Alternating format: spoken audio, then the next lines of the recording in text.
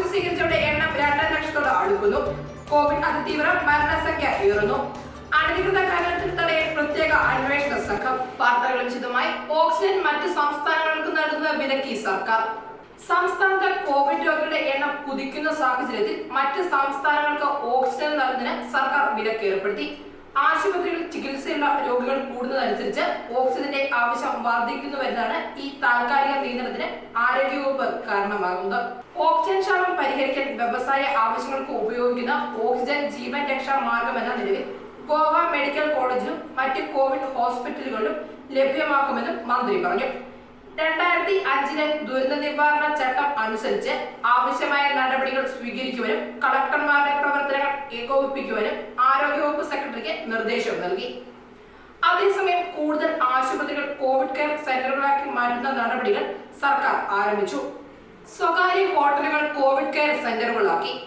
സംഘോളയിലെ ocean wellness hotel paid Covid care സെന്ററാക്കി പ്രവർത്തിക്കാൻ സർക്കാർ അനുമതി നൽകി. നോർത്ത് ഗോവ ജില്ലാ കളക്ടർ അജിത് റോയ് ഇതു സംബന്ധിച്ച് വിജ്ഞാപനം പുറപ്പെടുവിച്ചു.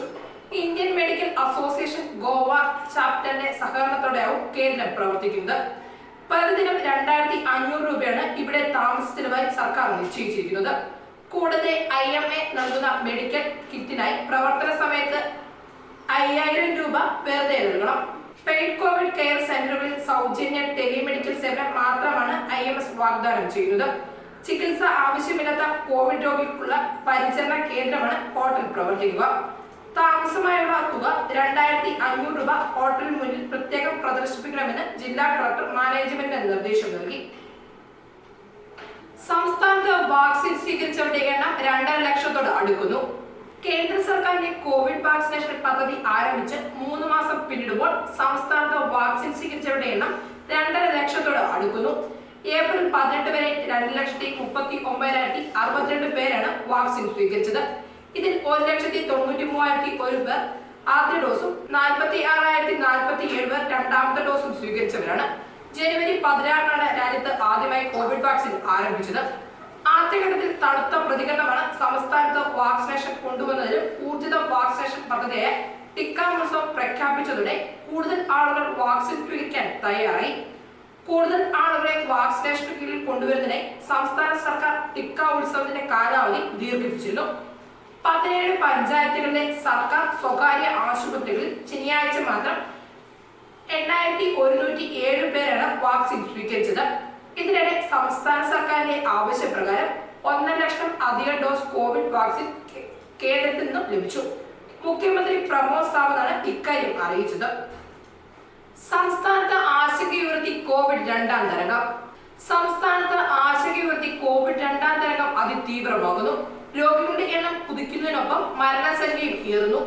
24 മണിക്കൂറിനിടെ 11 പേരുടെ ജീവനാണ് കോവിഡ് കവർന്നത്. 6 പേർ ഗോവ മെഡിക്കൽ കോളേജിലും 4 പേർ സൗത്ത് ഗോവ ജില്ലാ ആശുപത്രിയിലും മരിച്ചു. ഒരാൾ മർഗോവ ഹോസ്പീഷ്യ ആശുപത്രിയിലാണ് മരിച്ചത്. പ്രതിദിന കോവിഡ് രോഗികളുടെ എണ്ണം 1000തോട് അടുക്കുന്നു. 951 കേസുകളാണ് ഇന്നലെ മാത്രം സംസ്ഥാനത്ത് റിപ്പോർട്ട് ചെയ്തത്. 3256 പേരാണ് കോവിഡ് പരിശോധനയ്ക്ക് വിധേയമാക്കിയത്. 29.2% ടെസ്റ്റ് പോസിറ്റിവിറ്റി നിരക്ക്. ഇതോടെ ആകെ രോഗബാധിതരുടെ എണ്ണം 7000 കടന്നു. 7052 കോവിഡ് രോഗികളാണ് സംസ്ഥാനത്ത് നിലവിലുള്ളത്. മർഗോവയിലാണ് ഏറ്റവും കൂടുതൽ കോവിഡ് രോഗികൾ. അനധികൃത ഖനനം തടയാൻ പ്രത്യേക അന്വേഷണ സംഘം. സംസ്ഥാനത്തെ അനധികൃത ഖനനത്തിന് തടയിടാൻ പ്രത്യേക അന്വേഷണ സംഘത്തെ നിയോഗിച്ചു. DGP മുകേഷ് കുമാർ മീണയുടെ നിർദ്ദേശപ്രകാരമാണ് അന്വേഷണ സംഘം രൂപീകരിച്ചത്.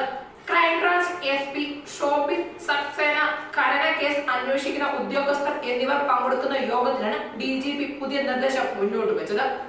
പുതിയ സംഘം കേസിൽ കഴിയുന്നത്ര വേഗം അന്വേഷണം പൂർത്തിയാക്കി കുറ്റപത്രം സമർപ്പിക്കണമെന്ന് DGP ഉദ്യോഗസ്ഥർക്ക് നിർദ്ദേശം നൽകി. അനധികൃത ഖനനവുമായി ബന്ധപ്പെട്ട കേസുകളിൽ കുറ്റക്കാരെ കണ്ടെത്താനോ ശിക്ഷ വാങ്ങി നൽകാനോ പോലീസിന് കഴിയുന്നില്ലെന്ന ആക്ഷേപം ശക്തമായി നിലനിൽക്കുന്നതിനിടെയാണ് DGPയുടെ ഇടപെടൽ. സംസ്ഥാനത്തെ ഖനന മാഫിയയും ചില പോലീസ് ഉദ്യോഗസ്ഥരും തമ്മിലുള്ള അവിശുദ്ധ കൂട്ടുകെട്ടെന്ന ആരോപണം ഉയരുന്നുണ്ട്. കേസുകൾ ഇഴഞ്ഞു നീങ്ങാൻ കാരണം ഇതാണെന്നും ചൂണ്ടിക്കാട്ടപ്പെടുന്നു. കേരള വാർത്തകൾ. തൃശൂർ പൂരത്തിന് കാണികളെ ഒഴിവാക്കിയേക്കും. മൻസൂർ വധക്കേസ് പ്രതികളെ അന്വേഷണ സംഘത്തിന്റെ കസ്റ്റഡിയിൽ വിട്ടു. എറണാകുളം ജില്ലയിൽ ഒരാഴ്ചക്കുള്ളിൽ 1000 ഓക്സിജൻ കിടക്കകൾ സജ്ജമാക്കാൻ ആരോഗ്യവകുപ്പ്. രാമചന്ദ്രൻ. ജി സുധാകരൻ സ്ത്രീത്വത്തെ അപമാനിച്ചെന്ന പരാതി പോലീസ് നിയമോപദേശം തേടി. വാർത്തകൾ വിശദമായി. തൃശൂർ പൂരത്തിന് കാണികളെ ഒഴിവാക്കിയേക്കും. ഇത്തവണ തൃശൂർ പൂരത്തിൽ കാണികളെ ഒഴിവാക്കാൻ ആലോചന. കാണികളെ തീർത്തും ഒഴിവാക്കി ചുരുക്കം ചില സംഘാടകരും ചടങ്ങ് നടക്കുന്ന ദേവസ്വം ജീവനക്കാരും നടത്തിപ്പുകാരും ആനക്കാരും മേളക്കാരും മാത്രം പങ്കെടുത്ത് പൂരത്തിന്റെ ചടങ്ങുകൾ നടത്താനാണ് ആലോചന. ദൃശ്യ നവമാധ്യമങ്ങളുടെ തത്സമയ ദേശക്കാർക്ക് പൂരം കാണാൻ അവസരമൊരുക്കാൻ ചർച്ചകൾ നടക്കുന്നുണ്ട്. ദേവസ്വം പ്രതിനിധികളുമായി സർക്കാർ നിയോഗിച്ച ഉദ്യോഗസ്ഥർ ചർച്ച നടത്തിയെന്നാണ്. മൻസൂർ വധക്കേസിൽ പ്രതികളെ അന്വേഷണ സംഘത്തിന്റെ കസ്റ്റഡിയിൽ വിട്ടു. പാനൂർ മൻസൂർ വധക്കേസിൽ നിലവിൽ റിമാൻഡിലുള്ള 8 പ്രതികൾ 7 പേരെ 5 ദിവസം അന്വേഷണ സംഘത്തിന്റെ കസ്റ്റഡിയിൽ വിട്ടു. ഒന്നാം പ്രതി ഷിനോസിന് കോവിഡ് സ്ഥിരീകരിച്ചതിനാൽ കോടതിയിൽ ഹാജരാക്കിയില്ല. Thalassery judicial first class magistrate കോടതിയിലാണ് റിമാൻഡിലുള്ള 7 പ്രതികളെ ഹാജരാക്കിയത്. കേസ് അന്വേഷിക്കുന്ന ക്രൈംബ്രാഞ്ച് സംഘം നൽകിയ കസ്റ്റഡി അപേക്ഷയിൽ പ്രതികളെ കോടതി 5 ദിവസത്തേക്ക് കസ്റ്റഡിയിൽ വിട്ടതായി ഉത്തരവായി. കസ്റ്റഡിയിൽ വിട്ട 7 പ്രതികളെ അന്വേഷണ സംഘം വിശദമായി ചോദ്യം ചെയ്യും. ശേഷമായിരിക്കും കൃത്യം നടത്തിയെന്ന തെളിവെടുപ്പ് നടത്തണമെന്ന കാര്യം തീരുമാനിക്കുക. എറണാകുളത്ത് 1000 ഓക്സിജൻ കിടക്കകൾ സജ്ജമാക്കാൻ ആരോഗ്യവകുപ്പ്. എറണാകുളത്ത് പ്രതിരോധ പ്രവർത്തനങ്ങളുടെ ഭാഗമായി ഒരാഴ്ചക്കുള്ളിൽ 1000 ഓക്സിജൻ കിടക്കകൾ സജ്ജമാക്കാൻ ആരോഗ്യവകുപ്പിന്റെ തീരുമാനം. ജില്ലയിൽ മാത്രം 6 ദിവസത്തിനിടെ 10,068 പേരാണ് രോഗബാധിതരായത്. അതേസമയം രോഗവ്യാപനം അതിരൂക്ഷമായ ജില്ലകളിൽ നിയന്ത്രണങ്ങൾ കടുപ്പിക്കാനാണ് സർക്കാർ തീരുമാനം. 1,00,000-ലധികം പരിശോധനാ ഫലങ്ങൾ ഇന്ന് പുറത്തു വരാനിരിക്കെ പ്രതിദിന രോഗികളുടെ എണ്ണം ഇന്നും ഉയർന്നേക്കാമെന്നാണ് സൂചനകൾ. നിലവിൽ 18,000-ലധികം പ്രതിദിന കോവിഡ് രോഗികൾ റിപ്പോർട്ട് പുറത്തു വന്നിരുന്നു. കോവിഡ് പ്രതിസന്ധി രൂക്ഷമാകാൻ കാരണം പരിശോധനകൾ കുറച്ചെന്ന മുല്ലപ്പള്ളി രാമചന്ദ്രൻ. കേരളത്തിൽ കോവിഡ് പ്രതിസന്ധി രൂക്ഷമാകാൻ കാരണം പരിശോധനകൾ കുറച്ചതെന്ന് KPCC അധ്യക്ഷൻ മുല്ലപ്പള്ളി രാമചന്ദ്രൻ. വാക്സിനേഷന്റെ കാര്യത്തിലും ആശങ്ക നിലനിൽക്കുകയാണ്. അതീവ ജാഗ്രത അനിവാര്യമാണ്. പ്രതിദിന ടെസ്റ്റുകൾ 1,00,000 ആക്കണമെന്ന് നേരത്തെ തന്നെ ആരോഗ്യ വിദഗ്ധർ ആവശ്യപ്പെട്ടുവെന്നും മുല്ലപ്പള്ളി ചൂണ്ടിക്കാട്ടി. തൃശൂർ പൂരം നടത്തിപ്പിന് കോൺഗ്രസ് ഒരു കാലത്തും എതിരല്ലെന്നും KPCC അധ്യക്ഷൻ. ജി സുധാകരൻ സ്ത്രീത്വത്തെ അപമാനിച്ചുവെന്ന പരാതി പോലീസ് നിയമോപദേശം തേടി. പരാതിയിൽ കേസെടുക്കാനാകുമോ എന്നറിയാനാണ് പോലീസ് നിയമോപദേശം തേടിയത്. ഇതിന്റെ അടിസ്ഥാനത്തിലായിരിക്കും തുടർ നടപടികൾ. പരാതിയിൽ നടപടി സ്വീകരിക്കാൻ ജില്ലാ പോലീസ് മേധാവി നിർദ്ദേശം നൽകിയിരുന്നു. ആലപ്പുഴയിൽ വെച്ച് നടത്തിയ ഒരു വാർത്താ സമ്മേളനത്തിൽ ജി സുധാകരൻ നടത്തിയ പരാമർശമാണ് വിവാദമായത്. ഇതിനെതിരെയാണ് മന്ത്രിയുടെ മുൻ പേഴ്സണൽ സ്റ്റാഫ് അംഗത്തിന്റെ ഭാര്യ പോലീസിൽ പരാതി നൽകിയത്. പരാതിയിൽ പോലീസ് അന്വേഷണം ആരംഭിച്ച അവസ്ഥയിലാണ്. സാങ്കേതിക കാരണങ്ങൾ ചൂണ്ടിക്കാട്ടിയാണ് പോലീസിന്റെ മെല്ലെപ്പോക്ക്. ദേശീയ വാർത്തകൾ. ഡൽഹി വീണ്ടും ലോക്ക്ഡൌണിൽ. കള്ളക്കൊള്ളക്കേസ് സുപ്രീം കോടതി അടുത്തയാഴ്ച പരിഗണിക്കാനായി മാറ്റി. കോവിഡ് ബാധിച്ചു മരിക്കുന്ന ആരോഗ്യ പ്രവർത്തകർക്കുള്ള ഇൻഷുറൻസ് പരിരക്ഷാ കേന്ദ്രം അവസാനിപ്പിച്ചു. വാർത്തകൾ വിശദമായി. കോവിഡ് വ്യാപനം. ഡൽഹി വീണ്ടും ലോക്ക്ഡൌണിൽ. കോവിഡ് വ്യാപനം രൂക്ഷമായ സാഹചര്യത്തിൽ ദില്ലിയിൽ 6 ദിവസത്തേക്ക് സമ്പൂർണ്ണ ലോക്ക്ഡൌൺ പ്രഖ്യാപിച്ചു. ഇന്ന് രാത്രി മുതൽ 6 ദിവസത്തേക്ക് അവശ്യ സർവീസുകൾ മാത്രമേ രാജ്യതലസ്ഥാനത്ത് പ്രവർത്തിക്കൂ.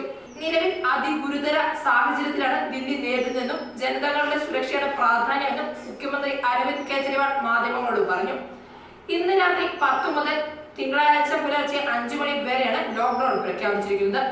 അവശ്യ സർവീസുകൾ മാത്രമേ പ്രവർത്തിക്കൂ. കുടിയേറ്റ തൊഴിലാളികളുടെ ക്ഷേമം ഉറപ്പാക്കുമെന്നും സംസ്ഥാനത്ത് പരിശോധനകൾ കൂട്ടിയെന്നും മുഖ്യമന്ത്രി അറിയിച്ചു. നിലവിൽ ഉത്തർപ്രദേശിലും ദില്ലിയിലും പ്രതിദിന വർധനവ് 25,000-ന് മുകളിലാണ്.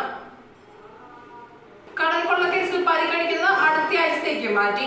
കടൽക്കൊള്ളക്കേസ് സുപ്രീം കോടതി അടുത്തയാഴ്ച പരിഗണിക്കാനായി മാറ്റി. 10 കോടി രൂപ നഷ്ടപരിഹാരം കോടതിയിൽ കെട്ടിവയ്ക്കാത്ത സാഹചര്യത്തിലാണ് നടപടി. തുക കിട്ടാൻ കാത്തിരിക്കുന്നുവെന്നും പണം കൈമാറാനുള്ള നടപടികൾ ഇറ്റലി തുടക്കമിട്ടെന്നും കേന്ദ്ര സർക്കാർ കോടതിയിൽ അറിയിച്ചു. കഴിഞ്ഞ തവണ 3 ദിവസമല്ലാതെ തുക കെട്ടിവെക്കാൻ ആവശ്യപ്പെടുന്ന ചീഫ് ജസ്റ്റിസ് SA ബോബ്ഡെ കേന്ദ്ര സർക്കാരിനോട് ആരാഞ്ഞു. മന്ത്രാലയങ്ങൾ എങ്ങനെ പ്രവർത്തിക്കുന്നുവെന്ന് താങ്കൾക്കറിയണമെന്നും ചീഫ് ജസ്റ്റിസ് കൂട്ടിച്ചേർത്തു. ഇറ്റലിയുടെ ഭാഗത്തുനിന്ന് വേഗത്തിലുള്ള പ്രതികരണമാണ് പ്രതീക്ഷിക്കുന്നതെന്നും തുക കിട്ടിയാൽ ഉടൻ സുപ്രീം കോടതിയിൽ കെട്ടിവെക്കുമെന്നും കേന്ദ്ര സർക്കാരിന് വേണ്ടി ഹാജരായ അഡ്വക്കേറ്റ് രാജീവ് നായർ പറഞ്ഞു. ആരോഗ്യ പ്രവർത്തകരുടെ ഇൻഷുറൻസ് പരിരക്ഷ കേന്ദ്രം അവസാനിപ്പിച്ചു. കോവിഡ് ബാധിച്ച് മരിക്കുന്ന ആരോഗ്യ പ്രവർത്തകർക്കുള്ള ഇൻഷുറൻസ് പരിരക്ഷ കേന്ദ്രം അവസാനിപ്പിച്ചു. കോവിഡ് വ്യാപനം രൂക്ഷമായി തുടരുന്നതിനിടെയാണ് തീരുമാനം. കോവിഡ് 1ാം വ്യാപനത്തിന്റെ സമയത്താണ് കേന്ദ്ര സർക്കാർ ആരോഗ്യ പ്രവർത്തകർക്കായി 50 ലക്ഷം രൂപയുടെ ഇൻഷുറൻസ് പദ്ധതി പ്രഖ്യാപിച്ചത്. മാർച്ച് മാർച്ച് 24 പദ്ധതി അവസാനിപ്പിക്കുന്നതായി ആരോഗ്യ മന്ത്രാലയം ഉത്തരവിറക്കി. കേന്ദ്ര സർക്കാരിന്റെ 1.7 ലക്ഷം കോടി രൂപയാണ് കോവിഡ് ദുരിതാശ്വാസ പദ്ധതിയുടെ ഭാഗമായി ഇൻഷുറൻസ് പദ്ധതിയിൽ പ്രഖ്യാപിച്ചത്. അന്തർദേശീയ വാർത്തകൾ. ഇന്ത്യ പാകിസ്ഥാൻ വിദേശകാര്യ വക്താക്കൾ അബുദാബിയിൽ കൂടിക്കാഴ്ച നടത്തും. കോവിഡ് സുരക്ഷയിൽ വീഴ്ച 53 ഭക്ഷ്യ സ്ഥാപനങ്ങൾ ദുബായ് മുനിസിപ്പാലിറ്റി പൊട്ടിച്ചു. പൊതുസ്ഥലത്ത് മാസ്ക് ഒഴിവാക്കി ഇസ്രായേൽ. ഇന്ത്യ പാകിസ്ഥാൻ വിദേശകാര്യ വക്താക്കൾ അബുദാബിയിൽ കൂടിക്കാഴ്ച നടത്തും. ഇന്ത്യൻ വിദേശകാര്യമന്ത്രി ഡോക്ടർ എസ് ജയശങ്കറും പാകിസ്ഥാൻ വിദേശകാര്യമന്ത്രി ഷാ മുഹമ്മദ് ഖുറേഷിയും അബുദാബിയിൽ കൂടിക്കാഴ്ച നടത്തും. UAE സർക്കാരിന്റെ ക്ഷണപ്രകാരമാണ് ഇരുവരും എത്തിയത്. ഉഭയകക്ഷി ബന്ധം മെച്ചപ്പെടുത്താൻ ഇരു വിദേശകാര്യ മന്ത്രിമാരും തമ്മിൽ നടത്തുന്ന ചർച്ചയിലൂടെ വഴിയൊരുങ്ങുമെന്നാണ് പ്രതീക്ഷ. രണ്ടു രാജ്യങ്ങളുടെയും വിദേശകാര്യ മന്ത്രിമാർ തമ്മിലെ കൂടിക്കാഴ്ച അബുദാബിയിൽ നടക്കുമെന്ന് UAE വിദേശകാര്യ രാജ്യാന്തര സഹമന്ത്രി Sheikh Abdul bin Zayed Al Nahyan വെളിപ്പെടുത്തി. ദുബായിൽ കോവിഡ് സുരക്ഷയിൽ വീഴ്ച. ഈ വർഷം ആദ്യ 3 മാസങ്ങളിലായി ദുബായ് മുനിസിപ്പാലിറ്റി നടത്തിയ പരിശോധനയിൽ നിരവധി കോവിഡ് സുരക്ഷാ ലംഘനങ്ങൾ കണ്ടെത്തിയതായി റിപ്പോർട്ട്. കോവിഡ് മാനദണ്ഡങ്ങൾ പാലിക്കാത്തതിന് വീഴ്ച വരുത്തിയ ദുബായിലെ 53 ഭക്ഷ്യ സ്ഥാപനങ്ങൾ ദുബായ് മുനിസിപ്പാലിറ്റി പൂർണ്ണമായും പൊട്ടിച്ചു. പരിശോധനയിൽ ഗുരുതരമല്ലാത്ത നിയമലംഘനങ്ങൾ നടത്തിയ 1133 സ്ഥാപനങ്ങൾക്ക് ശക്തമായ മുന്നറിയിപ്പ് മുനിസിപ്പാലിറ്റി പരിശോധനാ സംഘം നൽകി.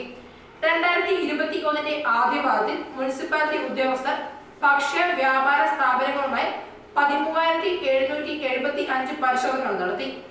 12,438 ഭക്ഷ്യ സ്ഥാപനങ്ങളും ഭക്ഷ്യ സുരക്ഷാ മുൻകരുതൽ പൂർണ്ണമായി പാലിക്കുന്നതായി കോവിഡ് മാനദണ്ഡങ്ങൾ കൃത്യമായി പിന്തുടരുന്നതായും കണ്ടെത്തിയെന്ന് ദുബായ് മുനിസിപ്പാലിറ്റി ഭക്ഷ്യ സുരക്ഷാ വിഭാഗം പറഞ്ഞു. പൊതുസ്ഥലത്ത് മാസ്ക് ഒഴിവാക്കി ഇസ്രായേൽ. എല്ലാ കെട്ടിടത്തിനുള്ളിലും വലിയ ആൾക്കൂട്ടങ്ങളിലും മാസ്ക് നിർബന്ധമാണ്. സ്കൂളുകൾ മുഴുവൻ തുറന്നു. കഴിഞ്ഞ ആഴ്ച തന്നെ കോവിഡ് നിയന്ത്രണങ്ങളിൽ ഭൂരിഭാഗവും പിൻവലിച്ചിരുന്നു. അടുത്ത മാസം മുതൽ വിദേശ സഞ്ചാരികളെ അനുവദിക്കും. രാജ്യത്തെ 93 ലക്ഷം ജനത്തിൽ 53 പേർക്കും ഫൈസർ വാക്സിന്റെ 2 ഡോസും നൽകി. ഈ വാർത്താ ബുള്ളറ്റിൻ പൂർണ്ണമാകുന്നു. നമസ്കാരം.